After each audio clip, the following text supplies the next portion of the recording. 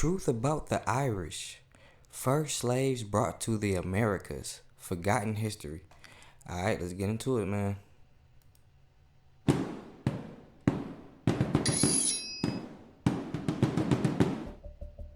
There has been an ongoing debate as to whether the Irish were the first slaves in the Americas, predating the first black African slaves by almost a decade.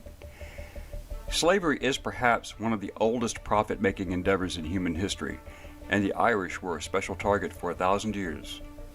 Throughout history, the Irish were persecuted by one faction or another, to include enslavement and indentured servitude. When did the Irish first become slaves? How long did the selling of the Irish continue?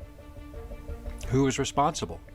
Hello, I'm Colin Heaton, former soldier, Marine Corps scout sniper, history professor, historian and book author, and we will answer these questions and other issues on this segment of Forgotten History.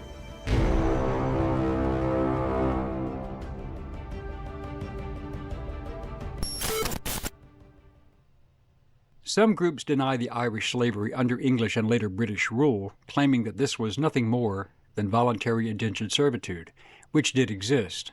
However, there are counter-arguments that will be challenged here. There is a legitimate dispute as to the numbers enslaved, especially during the 17th century before the Act of Union. Alright, so first thing I want people to notice is the language or the legal jargon that they're trying to use right now. In 1707. The official British legal terminology used was indentured servants. Whether the servants in question had willingly signed the indenture contract to immigrate to the Americas or were first to go. Many were forced. Therefore, those transported unwillingly and effectively sold were not considered to be indentured. This included political prisoners, vagrants, convicts, political activists, thieves, prostitutes, or people who had been defined as undesirable by the English government. The Irish introduction to slavery was during the first Viking raids in the year 795, lasting through the mid-9th century. This period saw the Irish killed and enslaved. Just like many other societies, the Vikings attacked. Most of these early raids were along the northern and eastern coast using hit-and-run tactics. The Vikings would then flee with treasure and slaves and return to either their holdings in Scotland or back to Norway.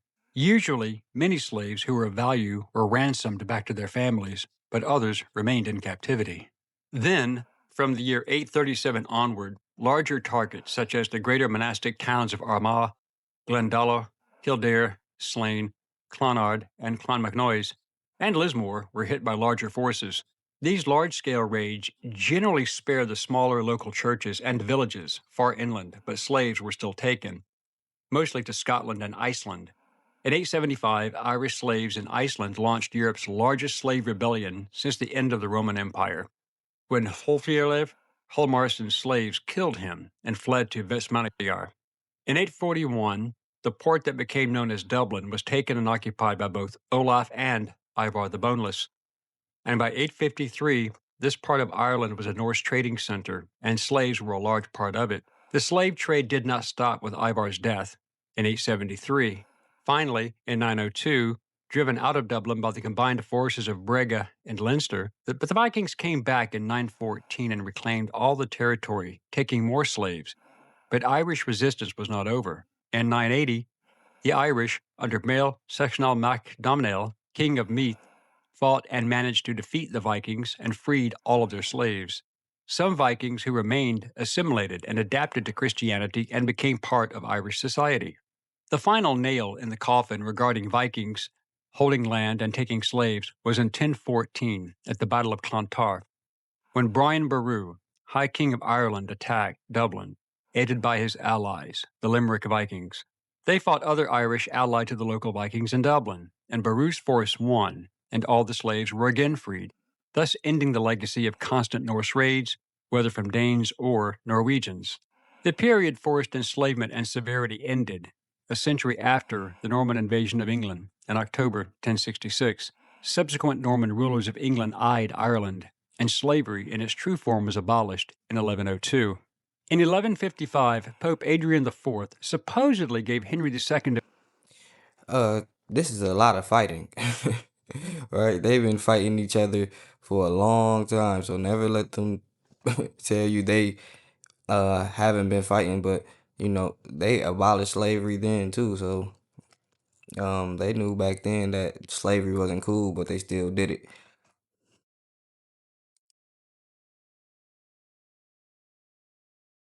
Of England a papal bull, granting the king the authority to invade Ireland. However, many historians believe that this authorization was a forgery. Regardless, Henry II of England faced excommunication for the murder of Thomas à Becket, the Archbishop of Canterbury, so it is possible. However, Adrian's successor, Pope Alexander III, granted the lands of Ireland to Henry II, although it was not his land to give.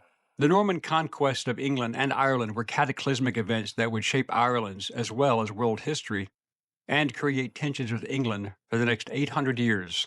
The Normans were initially invited to Ireland by Dermot MacMurrough, the deposed King of Leinster. He is sometimes referred to as Dermot of the Foreigners, and his grandmother was the granddaughter of Brian Boru. In October 1171, King Henry II landed in Ireland and allowed Dermot to recruit soldiers and mercenaries, as Ireland was made up of several kingdoms at war with each other. The city of Dublin and the surrounding area were under Norman occupation and would be called the Pale, or the Safe Zone. Going beyond that was considered foolish, hence the term we use today, going beyond the pale.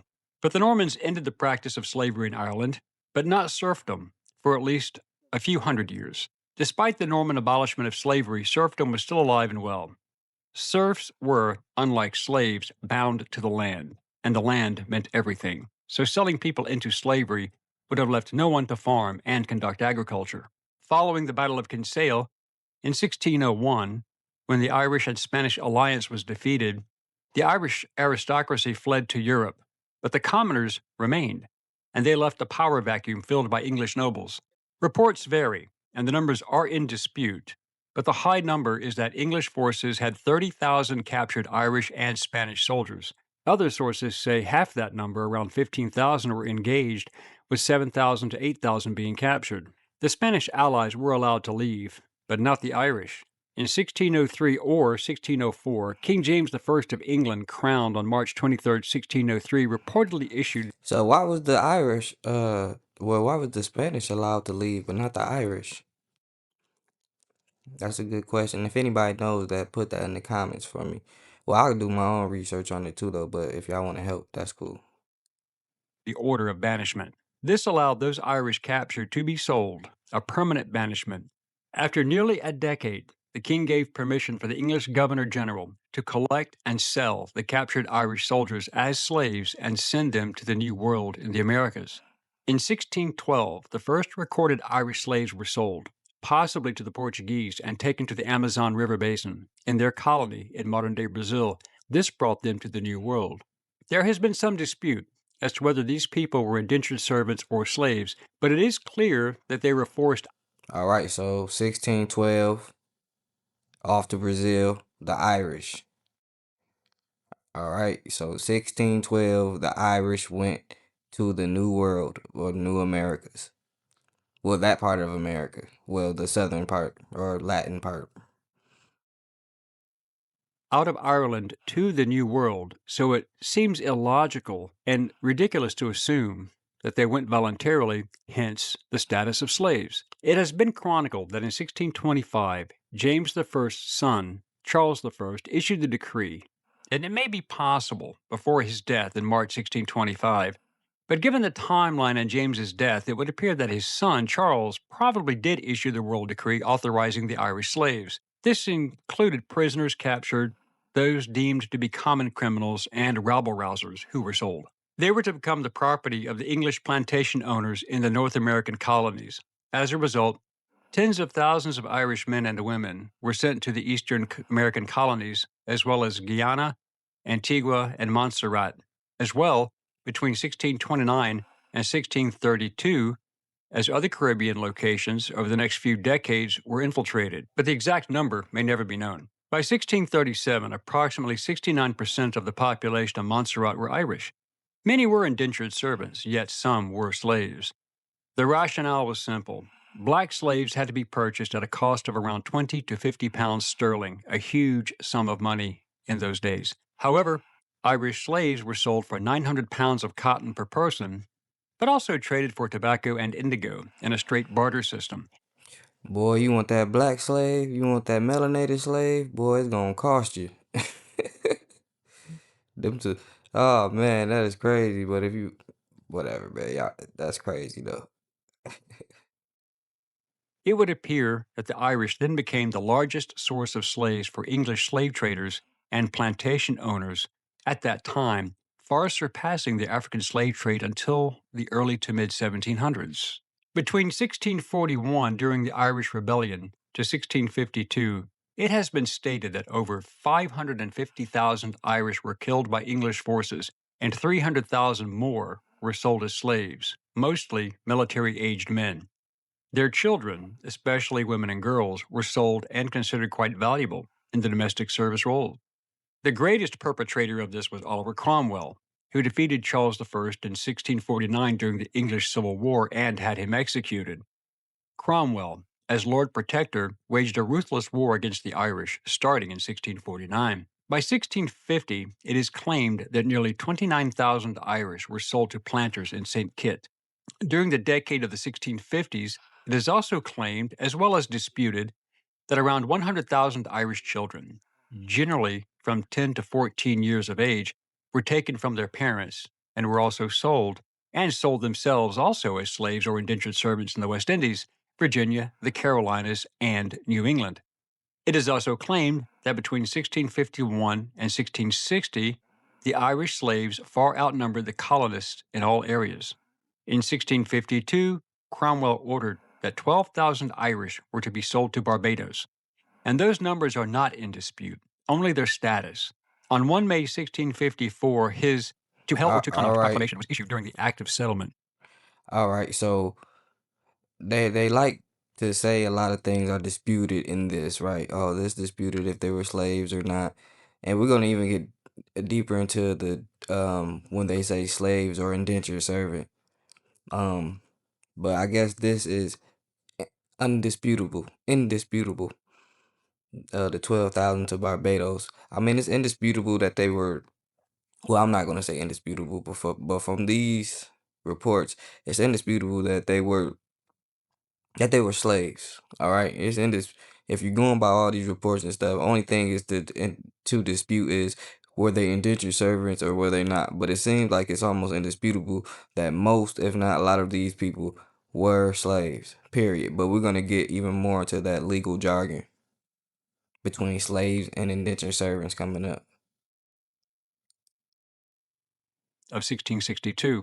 This was when the English began confiscating all Irish held lands, and the native Irish were relocated west of the Shannon River. Those who resisted were sent to the West Indies as slaves or executed.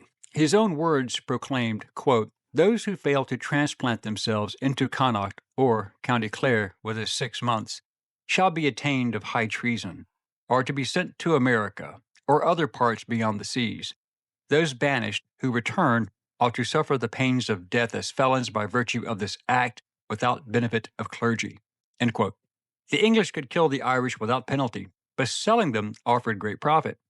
It is claimed that over 80,000 more Irish were sold, with 52,000 going to the colonies of Barbados and Virginia. But again, we cannot verify the exact numbers. Many argue that these were indentured servants, not slaves, yet there are no records of contracts between those forcibly removed and their benefactors. One may assume that, given the barter system of using tobacco and cotton as a trade item for workers, that these deported Irish were, in fact, slaves. In 1656, the Council of State ordered the roundup of 1,000 Irish girls and 1,000 Irish boys in their early teens, even some children, to be rounded up and sold to Jamaican planters. These numbers are in dispute, but do seem reasonable, as these would be children whose parents were already deported. Part of this order was an edict passed on October 2nd, 1665, which stated, quote, "Upon report of Committee for America concerning proposals for transporting persons from Long Island to Jamaica to confer with the Committee for Jamaica," end quote. The persons were Irish, and no indentured servant would be released to go to Jamaica. These had to be forcibly exported Irish. who were already present in New York. In fact, some of the English receiving these Irish slaves seemed rather concerned, hence this following report. Quote, Commission appointing Cornelius Holland, Colonel Owen Roe, Sir Thomas Roth, and 14 others accompany, by the name of the governor and company of the city of London, for the plantation of the Somers Islands, to take into consideration the present condition of those plantations, many well affected persons there having been much oppressed and unjustly dealt with in relation to matters of conscience. End quote. Whitehall, 1653, June 28th. This situation, with the forcibly removed Irish not being a people to take subjugation lightly, appeared to have created the fear of an uprising, and this seems to be explained in the Whitehall document from November 18, 1656. Quote, The Council of State to Captain Wilkinson. Importance of the Somers Islands to the interest of the Commonwealth. Supposition that the Spaniards will endeavor to get a footing there. Doubtful that a principle of disaffection may yet be retained by some of the inhabitants. He is encouraged to attend to his duties as commander of the fort, to keep a vigilant eye upon the malignant and discontented party, that they may have the less opportunity to prejudice the island's safety, and to use his best endeavors to secure the interest of the Commonwealth. End quote. This referred to the Irish population that must have been slaves, and they feared an uprising. No reason to worry about it. Right. If they were indentured servants, why would you worry about an uprising? See, all these things line up to, listen, man, these people were slaves in the exact same place that they say the Africans were slaves. In the Caribbeans, in the South Americas, in the North Americas, in Virginia and New York on the East Coast. Indentured servants. So, whether one accepts the reality of Irish slavery or not, the fact remains that there were Irish people forced into slavery. However, the exact numbers may never be known. We hope you enjoyed this segment of Forgotten History. Please click like and subscribe for free. And please stay tuned and be engaged and informed. Send us comments if you have questions or even show ideas, and we will respond to all requests. All right. Well, so yeah, there you have it. So yes, listen, all people of humanity have gone through slavery. So it's no big thing, but um if you do go by what this video is saying that they were the first slaves in the Americas, although the United States of America wasn't officially established until 1776, but we get the point, right? On this land. So with that being said, shout out to my YM, shout out to everybody. We out.